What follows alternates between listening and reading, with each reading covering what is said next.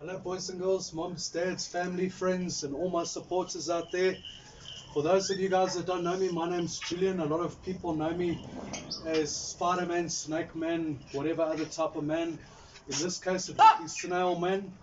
Okay, so I'm from Wild Ones Educational Animal Shows. Today I'm going to be talking to you about snails. Okay, a lot of you guys did vote for snails, so I'm going to be doing snails now with this show today. Okay, so as we all know, snails are part of the mollusk family.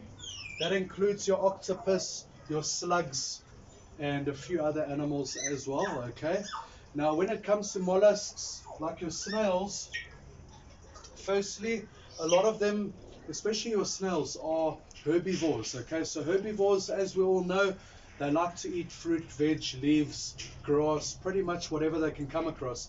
But at the same time, they've also got to have a type of protein. So when it comes to keeping a snail in captivity, you've got to have a fair size enclosure, okay? And you've got to have a nice peat as a substrate or as a bedding for your snail. And then every day you would feed them fruit and veg, you know, greens, all of that type of thing, and that's what they enjoy eating. But at the same time, you've got to give them a type of protein, which in a captivity case, like I keep mine, I give them fish food for protein.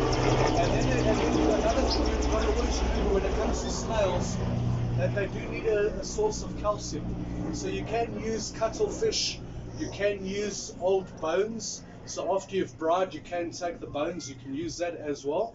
Or you could also use eggshells. So all of those are a high source of calcium, and that's what snails need in order to grow. So as they grow, their shell grows. So they don't remove their shell or anything, they grow with their shell.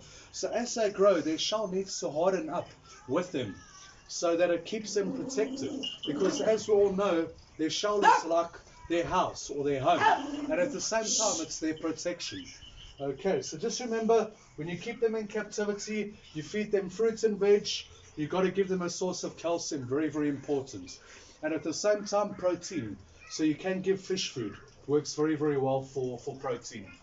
Okay, now did you big boys and girls know that when it comes to snails, they are both male and female. So in other words, they're both boy and girl.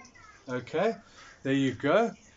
I'll show you a close-up of my big snail. These are your giant African land snails. So they grow very, very big. You can see this one's quite big. Okay.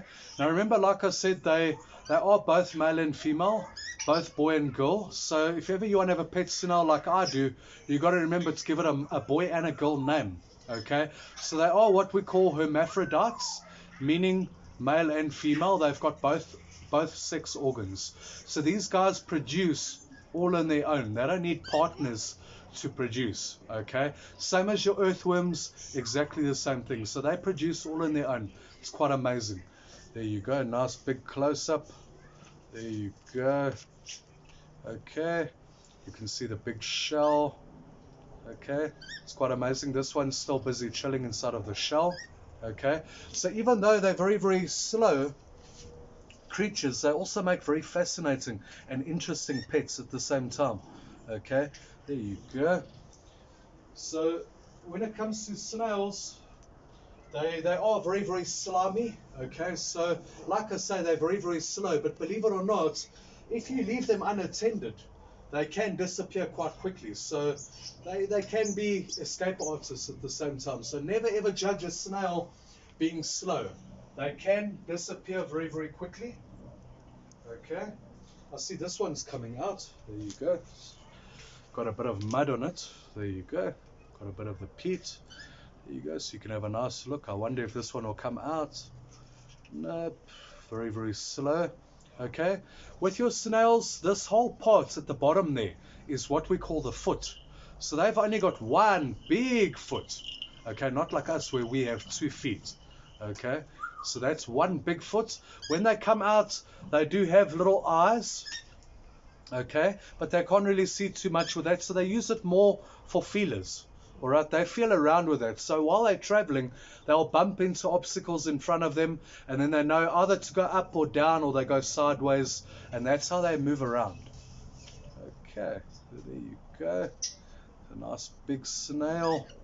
So for those of you guys that enjoy snails, you know, starter snails, now you're moving on to main course.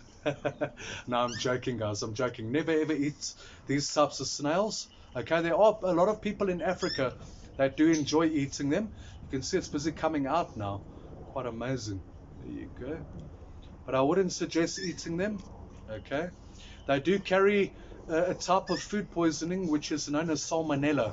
So when it comes to these, like I say, best not to eat them. Okay, and also another thing with your snails, they do have a mucus, which is what they use to move around, and they use to also stick onto obstacles, so they can climb up pretty much any surface. It's quite amazing because they stick to it with the mucus. Okay, and with your snails, what happens when they need a lot of humidity and a lot of moisture for them to thrive and to do well. So let's say if there's a lot of drought and there's not enough rain, they would actually go inside of their shell, and they go inside and they would form a hard mucus layer over the entrance of their shell, and they stay in there for months and months at a time. They can live inside of their shell more or less about a year if need be. You know, they can go up to 3 years without food as well, so it's quite amazing. On average, their lifespan is anything from about 4 to about 7-8 years. I've known people that have had them a bit longer, so that's the average lifespan. Okay, so like I say, they may look boring and that type of thing, but they actually make really, really interesting creatures and pets to have.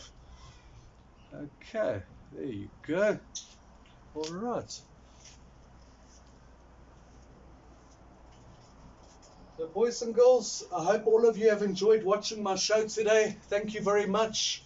Please remember, when you handle any of your pets, even when it comes to your pet snail, remember to always wash your hands, because a lot of your animals do carry certain bacteria and things like that. So it's always good to keep your hands clean. Please remember, stay indoors, keep safe, and I look forward to seeing you again soon. Thank you very much, big boys and girls, moms, dads. Bye-bye, everybody.